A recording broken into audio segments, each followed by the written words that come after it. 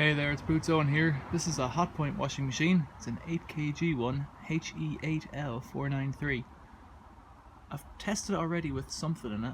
It'll be in my recent enough videos from this summer. That's the summer of 2018.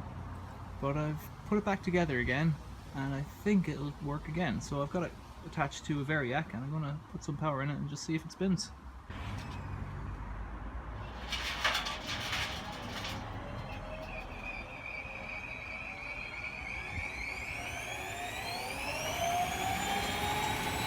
This one sounds pretty smooth.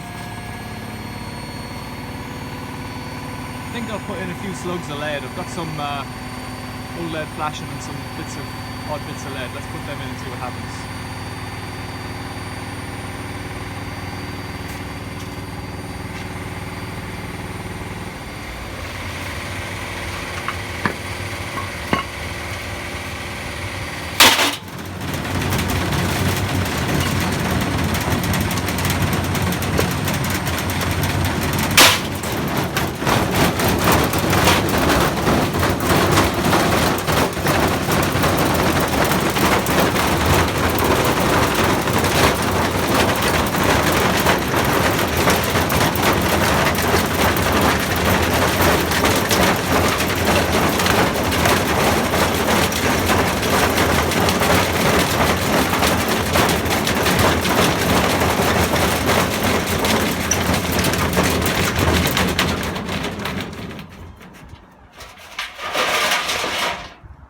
So the lead did its job. It looks like we lost power.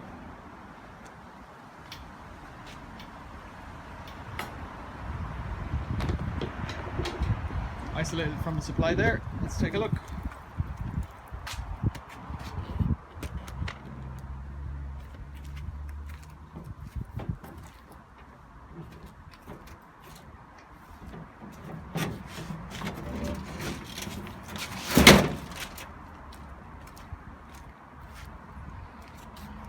Yeah, I can see straight away this little white connector block here should be connected to that white wire, which is one of the brushes. So I'll just screw it back in and we'll go again. So it was the same problem that I had before. It was just that electrical connector. I've replaced it and it should just work.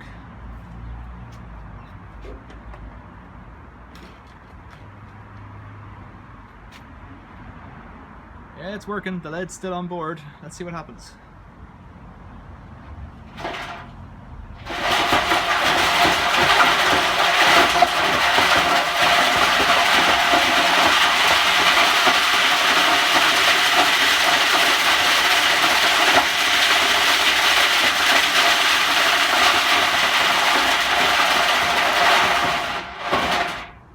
So I guess what's happening there is that we've dislocated all the paddles, so there's nothing for the lead to grip onto.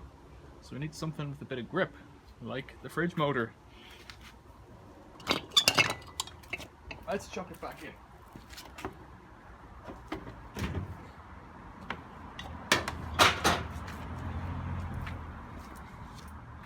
Let's see how we go.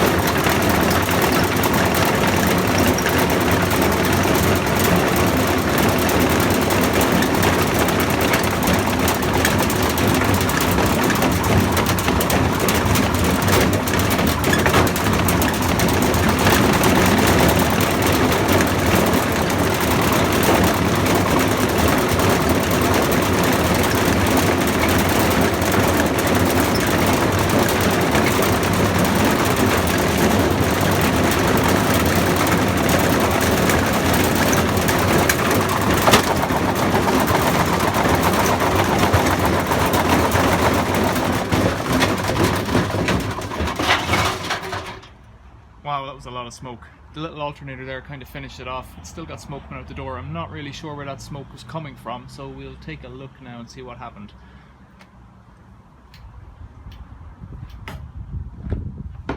So we've turned off the power again.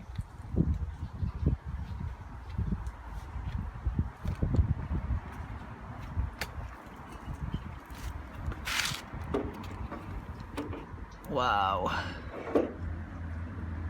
It's very hard to see in there why it was getting stuck or why the smoke was coming off. I wonder, was it like smoke from the rubber or something? There's a lot of white dust in there, which is probably plastic dust from the drum rubbing against the tub. It's quite hot, just on my fingers. Let's chip it up. Don't know why we lost power that time. That was what was coming off before. Might have lost power in the house from an overload. Let's check it out. So it was in the house on the consumer unit. We lost power. It was the residual current device had tripped, which is a bit weird, but I'm guessing the earth cable here maybe touched off something. Don't know. I'm not sure why else it would go off like that. It wasn't an overload, but it's felt more like an overload. One way or the other, I'm going to call it a day for this machine. I've had enough fun with it. We'll move on to bigger and better things. Alright, thanks for watching. See you later.